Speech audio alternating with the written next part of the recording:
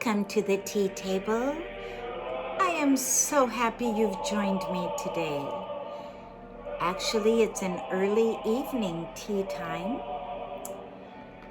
and we are celebrating today St. David's Day for the beautiful country of Wales.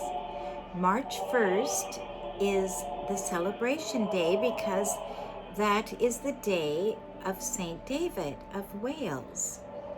Now, I had always thought that the patron saint of Wales represented King David from the Bible, and especially because the Welsh are singers and poets and speakers, brilliant elocution, communicators. And I discovered, no, Saint David was an actual man in the 5th century who was a royal. Many believe he was the nephew of King Arthur. And he was very devout and dedicated and gave his life to God and became a minister. And in those days would mean that he would become like a monk and started monasteries and went all through Wales, starting churches and helping the poor, preaching, singing, writing songs and hymns, and beautiful person. And what we're listening to this evening is music from the Welsh coal mines. This is a group of coal miners, and the city is Rhos. It's called the RHOS Male Voice Choir. It was recorded in 1957, and this is a real taste of true Welsh music. It seems everyone in Wales sings, and as I've researched this, infants sing in harmony, little children. It's their gift. And well, let's start with tea. Okay, if you haven't gotten your tea yet, please pause, and then I'll be waiting for you. And I've chosen a very special pot that looks a lot like a Welsh china that they have that's called gaudy, G-A-U-D-Y, gaudy maybe. And it looks very much like this. It's called with splashes of cobalt blue, gold, orange, and it's a tulip pattern. So, and I found a cup that also I think looks very much like this. So let's pour out.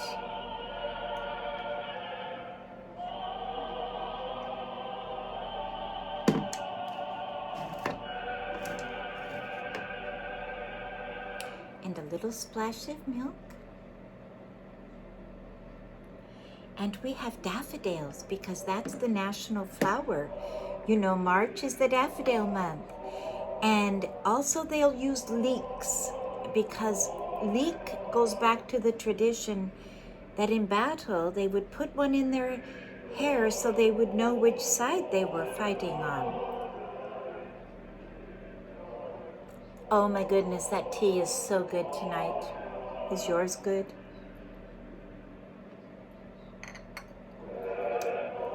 Well, there's another special treat the Welsh have. It's called Welsh cakes. Now, I must be honest, I wanted to make them for you. I didn't have quite all of the ingredients, so I decided to have the closest thing, and I've chosen piping hot crumpets, which are very similar, and they're served with, jam. We want to keep these nice and hot. So I've put them under this dome. Now, the cakes, the Welsh cakes, are actually like a griddle cake. They look like that, but they have currants in them, and they use mace, M-A-C-E, mace spice. Very different flavor. I think they used to use that in donuts, plain donuts. But anyway, and they serve them on St. David's Day and powdered sugar on top. Well, I'm so happy you've joined me today. And I love this music. I think there's so much pathos, such a cry. These are real, true Welsh songs they are singing. And a coal miner's life wasn't easy. No, they went all the way down in the mines, and many died. It was a dangerous job. But they had community in Wales, deep community. And their music is their faith. They're very Christian. They sang many of the hymns we sing today are from Wales. And there's a movie, an old movie, probably 1930s or 40s, called How Green Is My Valley. And that is a real story about a Welsh family of coal miners. And they sing on their way to the coal mines, and then they sing on their way home. And what I thought was so beautiful in that movie was on Sunday, all the men dress up, and they're all in their suits and ties, and they sit at home. They go to church, they have a formal meal, and then they sit in their chairs. Honoring God on Sunday has many special blessings, doesn't it? That they had that day of rest that meant so much when people worked so hard. Well, Wales is a land of castles. And there's thousands of castles I discovered, and many go back 1,000 years because they were originally built by, when the Normans invaded England, William the Conqueror, 1066. And he decided to really establish his kingdom because, remember, there were two heralds.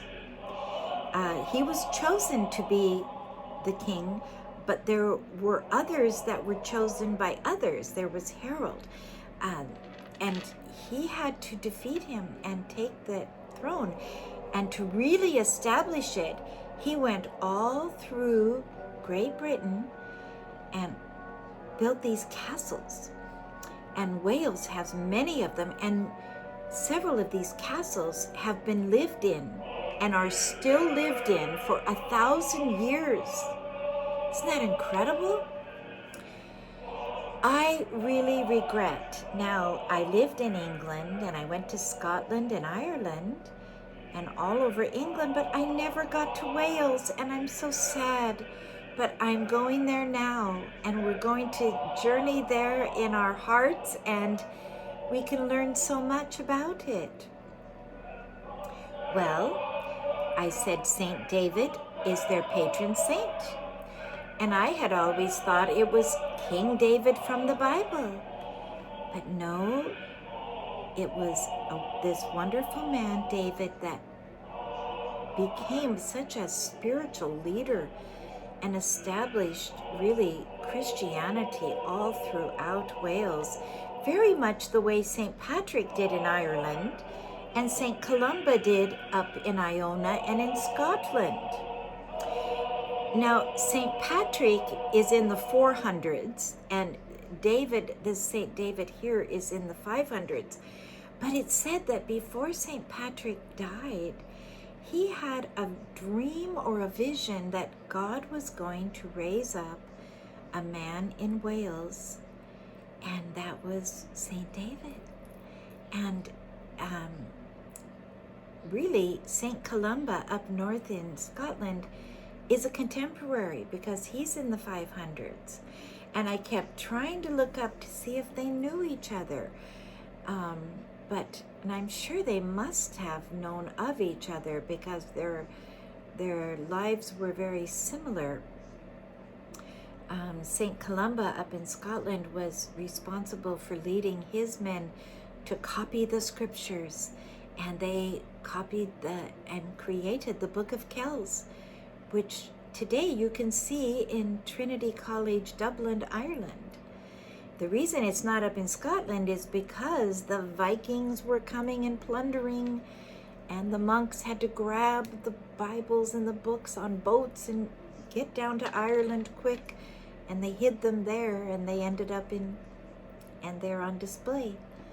And those are the beautiful books. If you've ever seen all the elaborate gold and red and orange and all the colored, in fact, they do not know what kind of ink they used.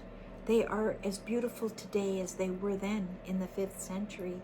This is unbelievable. And they loved God's word and they wanted to preserve it. No printing presses, everything done by hand. So it was very precious indeed. Well, I also, when you think of Wales, and I had always heard, a Welshman can preach, a Welshman can sing, and it's true. Some of the greatest preachers came from Wales. And there was one man, Evan Roberts, at the turn of the century, 1905, went around preaching, and I guess, as I read it, 100,000 people within 2 years were converted and filling the churches. And he was able to speak with such eloquence and such heart and such brilliance that the people understood what he was saying. And as I was reading, they were saying the Welsh have the gift of rhythm in speech, kind of like Martin Luther King when he spoke, and Dylan Thomas. It's a rhythm and a beat, and it just encapsulates the audience and gives people this flow. It's like a poetry in song. And many, many, many famous hymns come from Wales, Welsh hymns. And I know that I was once privileged to go to the Albert Hall in London, and it was a Welsh choir convention. And it was a competition between all these incredible Welsh choirs. Well, there's male choirs, and then there's women's choirs, and then there were children's choirs, and then there were mixed choirs. And I kept asking, well, how can you tell? How do you judge? They're all fantastic. And the man said, that's the problem. They're all so good. I don't know how they judge it, but someone wins a prize. But they are just amazing in their presentation. And I love every holiday. And isn't it interesting? You have in England, Saint Andrew is the patron saint of Scotland, and that's after Andrew, our disciple, Jesus' disciple, Saint Andrew. And there is so much sea up in Scotland, that he is often the patron saint of the sailors, And I believe it's because, Andrew was also one of the fishermen in the Bible. And then you have of course, in Ireland, you have St. Patrick, right? And then in Wales, you have St. David. And in England, you have St. George. And because it is said that St. George, he slays the dragon. Well, isn't it interesting that it's really all Christian symbols on the flag, the British flag? And the word Brit in Hebrew means covenant. So the British flag means covenant land. And it's like it's like they've made a covenant with God. And we know that people stray, and no one's perfect in this world, but there is deep Christian roots. And this afternoon, I spoke with Elia. You've all met him, my grandson, the little historian that talked to us with the cowboy hat from Arizona. Well, I discovered that I told Elia I'm doing a tea talk on, St. David's Day, and it involves the Middle Ages. And he goes, "Oh, Grandma, I'm studying the Middle Ages." I said, "Elia, I'm studying the Middle Ages at my seminary. I'm studying." And I said, "What are you studying?" He goes, "I'm studying the Crusades." I go, "Well, I'm studying the Crusades right now." Isn't that interesting? Well, then he proceeded to give me all of his thoughts on William the Conqueror and England. And that's where, he helped me to remember that, he had to defeat Harold, and when he defeated him, then there's nothing easy about becoming a king. I don't care who you are in history. You study it out. There's nothing easy. You have to be strong. And William the Conqueror was noble. He was strong. And he took his position. Now, William the Conqueror came from Normandy, and Normandy at that time, and even since, it's northern France. And the people there were actually Vikings. I'm a Viking, my Norwegian side. My father was from Norway. So I like to kind of think I have a relationship with William the Conqueror and the Normans. There's so many paintings. There's that famous painting. I wish I had it now. I had one. I gave it to my son, Sam. But it's the painting of the Normans coming on the boat. And it's a Viking boat. And all the men are on horses because they're just crossing the channel. They're sitting on horses in the boat because when they land, they're getting ready to ride. And it's a famous, that's just a portion of an extremely long painting, and it's Beuys, the Beaux painting that is in a church in Normandy, and it is a long picture, I don't know how long, of all of the acts of William the Conqueror taking England.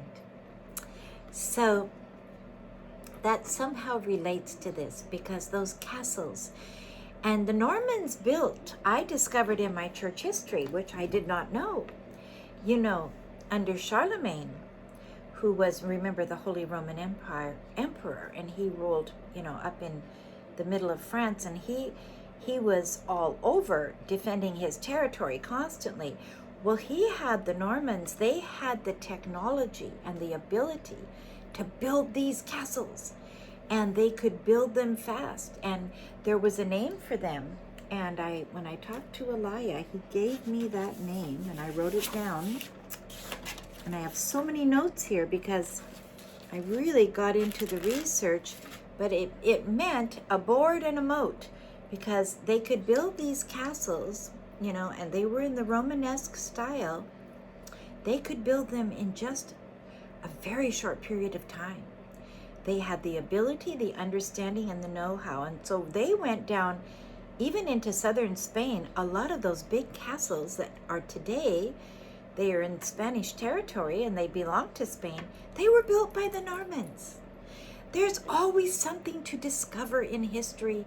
And I love taking a person like this, like studying, the meaning of their patron Saint David, and then going around and finding all that it meant, and it always will stretch back and it'll connect you with more people.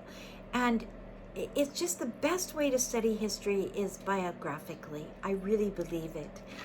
And I hope that you have enjoyed this, because the other wonderful thing, the daffodils and the costumes that the women wear for St. David's Day, and the Welsh costumes are so special.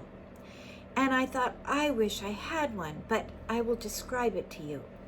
They are a black hat that it looks like a stovepipe pot, really high, and then a little brim, and then underneath white lace, and then a white apron that goes all the way from, square apron over the dress, and then a shawl. The only thing I'm wearing that even looks at all like it is a shawl. But I have some jewelry that is, different stones, and kind of, I know that the Welsh have a lot of beautiful stones. All of the Celtic people in Ireland and Scotland and Wales have these wonderful stones. And, I don't even know what all my stones are, but they are real. But they have these. And so I just kind of mixed them to have some color for this wonderful holiday. And we're still sad about what's going on across the ocean. And when I was listening to this men's choir sing here, of this fabulous group of Welshmen singing, I thought, it could be any country, because I know the Russian men sing, the Ukrainians have the most wonderful choirs. When I was working with National Day of Prayer, we had the Ukrainian choir. Well, we invited a Ukrainian choir to come and sing in the Rotunda. That's the big Capitol in Olympia. Well, then I got a phone call from another Ukrainian choir up in Seattle. Can we come? I said, well, yes, you can. I mean, sure. And then the Russian choir called and they wanted to come. So up in the Rotunda is a big balcony. We had 3 choirs singing, and they all know the same songs. And so they sang in Ukrainian and in Russian, How Great Thou Art.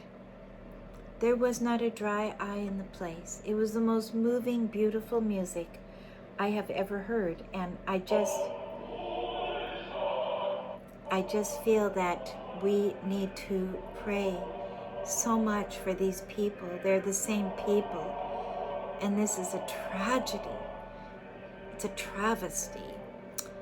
And I know we feel like we're watching something like in real time and we can't do anything, but we can pray and God will hear our prayers. And I just pray for mercy. Yes, I pray for mercy. And I found a Welsh song that I had learned years ago, and I printed it out. I'm going to see if I can get it here. And I thought this might be a nice way to close the tea talk. And my glasses fell. Pardon me, let me get them. This song is a famous Welsh song, and it was written by a woman. And she wrote it, and it's put to the tune of All Through the Night. I want to just make this a little prayer for all of us tonight, for all the people that are suffering across the ocean. Through the love of God our Savior, all will be well. Free and changeless is his favor, all is well. Precious is the blood that healed us, perfect is the grace that sealed us. Strong the hand stretched out to shield us, all must be well. And if you can imagine the melody, it goes like this. Though we pass through tribulation, all will be well. Ours is such a full salvation, all is well. Happy still in God confiding, fruitful if in Christ abiding, holy through the Spirit's guiding, all must be well. And then here's the last verse. We expect a bright tomorrow, all will be well. Faith can sing through days of sorrow, all is well. On our Father's love relying, Jesus every need supplying, so in living or in dying, all must be well. And I have heard that sung by a Welsh choir, and it's so beautiful. I wanted to sing just a bit of it to give you the melody. I don't have my instrument with me to accompany it. Someday I will sing with my guitar for you. Well, God bless all of you, and I hope this has been worthwhile for you, and please feel free to share the Tea Talks with other people, because I'm doing this for one reason: to bring joy, love, kindness, goodness, grace, and truth to others, and to encourage people, because it has not been easy for many at this season. So these are just for everyone. You can send them across the world if you have friends. I have people that listen in England. I have people in Austria. And I have some people in India. So that's what's wonderful about having this. So you can go to my channel, just encourage them to subscribe, and then push the notification bell. And if you push the like button, then I believe that it will give you a notification, because it's hard for me to send out all of the links, because I'm getting more people all the time. And I want to spread this around for anyone that can be lifted up. Always remember, God will have the last word. That's what my mother always said. She said, man will do things that feel so wrong, like war is so terrible. No one wins in war, really. But there is a God in heaven, and He will have the last word. So let us have faith in that. And let us be kind to one another, show love to one another, believe the best about each other, speak good words in our home to one another, and don't let the sorrows weigh us down. The best thing we can do is give our prayers and give our hearts to one another and to God. So thank you so much for joining me today. And I just want to show the little tea tray again for Wales and say, happy St. David's Day. Study about him. You can learn so much. These are human beings with as many frailties. No one's perfect. Everyone has their struggles, but these people are an example to us of overcoming evil with good. Have a wonderful week, and I will look forward to seeing you next time.